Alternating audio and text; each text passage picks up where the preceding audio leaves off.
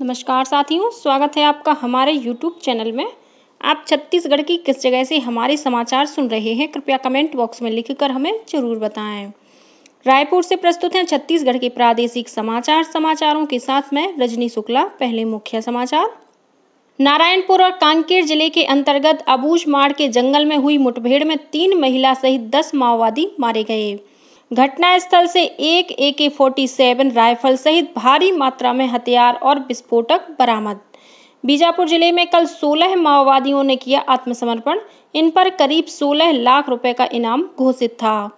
कांग्रेस के राष्ट्रीय अध्यक्ष मल्लिकार्जुन खड़गे ने चांपा में आम सभा को किया संबोधित। वहीं भाजपा के वरिष्ठ नेता और मुख्यमंत्री विष्णुदेव साय ने सिवरी नारायण और खरसिया में ली जनसभा। और राजनांदगांव जिले में हाइबा की चपेट में आने से एक ही परिवार के 4 लोगों की मौत। अब समाचार विस्तार से। नारायणपुर कांकेर जिले के सीमावर्ती इलाके में अबूझमाड़ के जंगल में सुरक्षा बलों के साथ कल हुई मुठभेड़ में 10 माओवादी मारे गए हैं। इनमें 3 महिला माओवादी भी शामिल हैं। इन सभी के शव बरामद कर लिए गए हैं। पुलिस के अनुसार कल सुबह डिस्ट्रिक्ट रिजर्व गार्ड DRG और विशेष कार्यबल STF का संयुक्त दल अबूझमाड़ क्षेत्र के अंतर्गत टेकमेटा और काकूर के बीच जंगल में तलाशी अभियान पर गया हुआ था।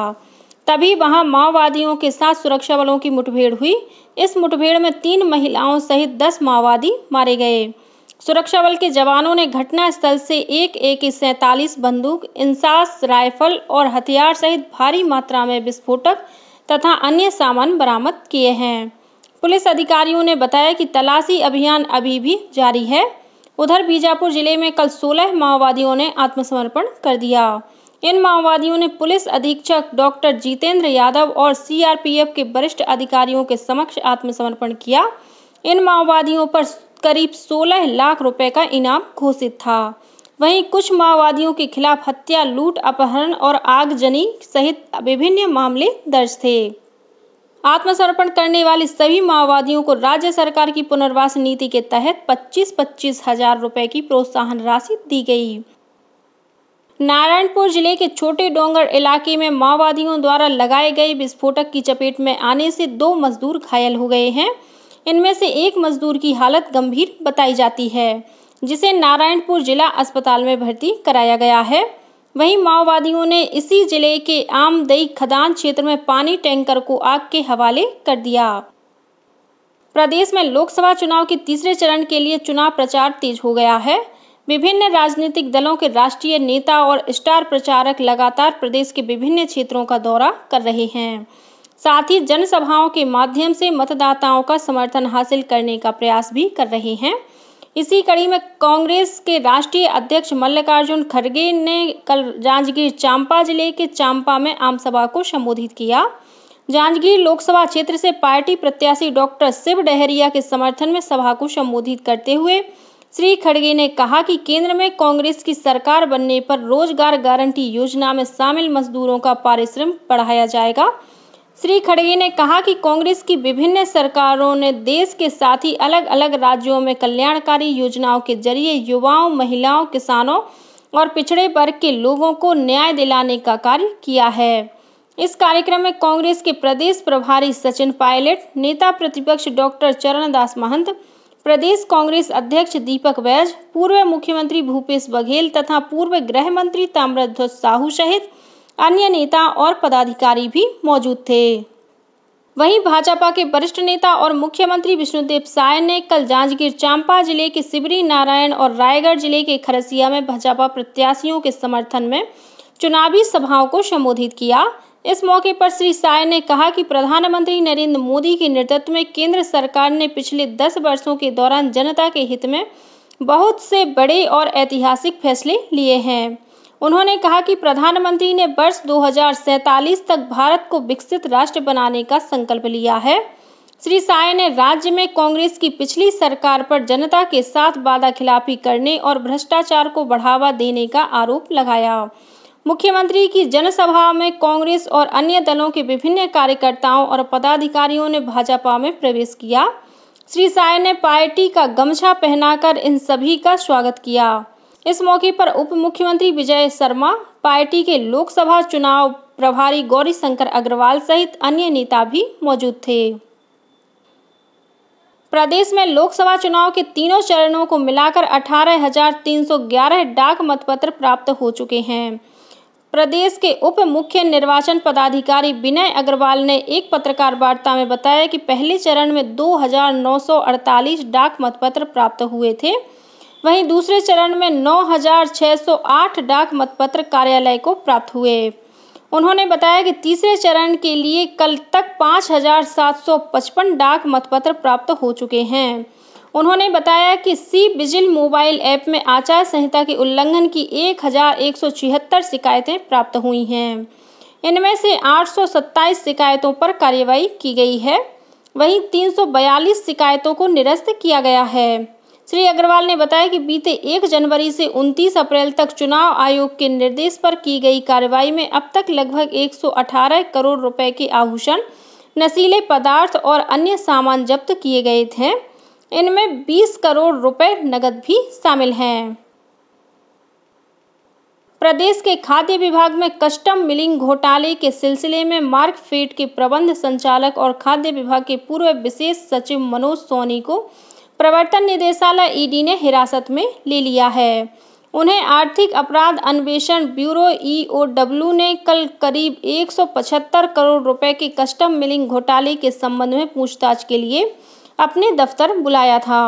उसी दौरान प्रवर्तन निदेशालय ईडी की टीम भी वहां पहुंच गई और ईडी के अधिकारियों ने मनोज सोनी को हिरासत में ले लिया। अदालत ने उन्हें 5 दिन की रिमांड पर ईडी को सौंप दिया है। प्रदेश में लोकसभा चुनाव के तहत मतदान का प्रतिशत बढ़ाने के लिए जिला प्रशासन द्वारा लगातार मतदाता जागरूकता कार्यक्रम चलाए जा रहे हैं। इसी कड़ी में गौरेला पेंड्रा मरवाही जिले के डांगरिया गांव में जिला निर्वाचन अधिकारी लीना कमलेश मंडावी ने लोगों को मतदान का महत्व बताया। उधर सारंगढ़ बिलाईगढ़ जिले में जिला निर्वाचन अधिकारी और कलेक्टर धर्मेश कुमार साहू ने स्वीप अभियान के तहत कलेक्ट्रेट परिसर से मशाल रैली को रवाना किया। वहीं शक्ति जिले में कल कृषक संगोष्ठी सम्मेलन का आयोजन किया गया। इसी जिले के डोंगिया गांव में मतदाता रैली भी निकाली गई। आज श्रम दिवस है। इस मौके पर मुख्यमंत्री विष्णुदेव साय राजधानी रायपुर के गांधी चौक में आयोजित होने वाले एक विशेष कार्यक्रम में प्रदेश के उत्कृष्ट श्रमिकों को सम्मानित करेंगे। वहीं प्रदेश कांग्रेस अध्यक्ष दीपक बैज ने भी श्रम दिवस पर प्रदेश के श्रमिकों को शुभकामनाएं दी हैं। राजनांदगांव जिले के तिलई गांव में हाईवा की चपेट में आने से 4 लोगों की मौत हो गई। इनमें पति पत्नी सहित एक ही परिवार के 4 सदस्य शामिल हैं। मिली जानकारी के अनुसार ये चारों लोग गांव के मुख्य मार्ग पर बस का इंतजार कर रहे थे। तभी राजनांदगांव की ओर से आ रहे वाहन ने इन्हें अपनी चपेट में ले लिया। केंद्रीय प्रशासनिक न्यायाधिकरण कैट ने छत्तीसगढ़ के आईपीएस अधिकारी जीपी सिंह को 4 हफ्ते में बहाल कर उनके प्रकरण का निराकरण करने के निर्देश दिए हैं। गौरतलब है कि पिछले वर्ष 21 जुलाई को राज्य सरकार की अनुशंसा पर केंद्रीय गृह मंत्रालय ने जीपी सिंह को अनिवार्य सेवानिवृत्ति दे दी थी। इस फैसले के खिलाफ जीपी सिंह ने कैट में प्रकरण दर्ज कराया था। राज्य के एंटी करप्शन ब्यूरो ने जीपी सिंह के अलग अलग ठिकानों पर छापे की कार्रवाई में आय से अधिक संपत्ति और संवेदनशील दस्तावेज मिलने के आधार पर भ्रष्टाचार के मामले में एफआईआर दर्ज किया था। इसके बाद राज्य सरकार ने उन्हें निलंबित कर दिया था। जग्गी हत्याकांड के 5 आरोपियों ने सर्वोच्च न्यायालय से मोहलत मिलने के बाद कल रायपुर की अदालत में समर्पण कर दिया। इस मामले में 2 अन्य आरोपी चिमन सिंह और विनोद सिंह राठौर पहले ही समर्पण कर चुके हैं। वहीं कल रायपुर के महापौर एजाज ढेबर के भाई यहाया ढेबर के समर्पण के बाद तत्कालीन सीएसपी अमृत सिंह गिल, तत्कालीन थाना प्रभारी बीके पांडे और तत्कालीन क्राइम ब्रांच के पुलिस अधिकारी आरसी त्रिवेदी के अलावा आरोपी सूर्यकांत तिवारी ने समर्पण कर दिया। इन सभी ने रायपुर के विशेष न्यायाधीश की अदालत में पहुंचकर समर्पण की प्रक्रिया पूरी की। गौरतलब है कि 4 जून 2003 को राष्ट्रवादी कांग्रेस पार्टी के प्रदेश कोषाध्यक्ष रामावतार जग्गी की रायपुर के मोहदापारा इलाके में गोली मारकर हत्या कर दी गई थी। दुर्ग पुलिस ने भिलाई इस्पात संयंत्र में कूट रचित अंक सूची के जरिए पिछले 30 वर्षों से नौकरी करने वाले एक आरोपी को गिरफ्तार किया है। इस संबंध में भिलाई के अतिरिक्त पुलिस अधीक्षक सुखनंदन राठौर ने बताया कि आरोपी ने वर्ष 1994 में 10वीं की अंक सूची तैयार कराई थी और इस आधार पर भिलाई इस्पात संयंत्र में उसने नौकरी भी हासिल कर ली थी। आरोपी के बड़े भाई ने जब इस मामले में शिकायत दर्ज कराई तो जांच के दौरान उसकी अंकसूची के फर्जी होने का मामला प्रकाश में आया। पुलिस ने आरोपी को गिरफ्तार कर जेल भेज दिया है। मामले की जांच की जा रही है। राष्ट्रपति द्रौपदी मुर्मू आज उत्तर प्रदेश के अयोध्या का दौरा करेंगी। इस दौरान राष्ट्रपति श्री हनुमानगढ़ी मंदिर, प्रभु श्री राम मंदिर और कुबेर ढीला में दर्शन और आरती करेंगी। वह सरयू पूजन और आरती भी करेंगी। और अब कुछ अन्य खबरें संक्षेप में। महादेव सट्टा ऐप मामले में गिरफ्तार 5 आरोपियों की रिमांड की अवधि कल समाप्त हो जाने के बाद इन सभी को आर्थिक अपराध अन्वेषण शाखा की विशेष अदालत में पेश किया गया।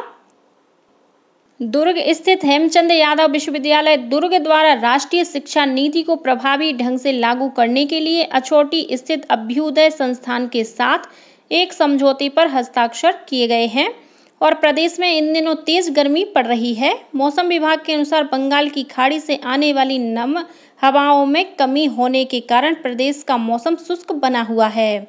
अगले 2-3 दिनों तक प्रदेश के मौसम में कोई विशेष परिवर्तन होने की संभावना नहीं है। इसी के साथ छत्तीसगढ़ के समाचारों का ये बुलेटिन समाप्त हुआ।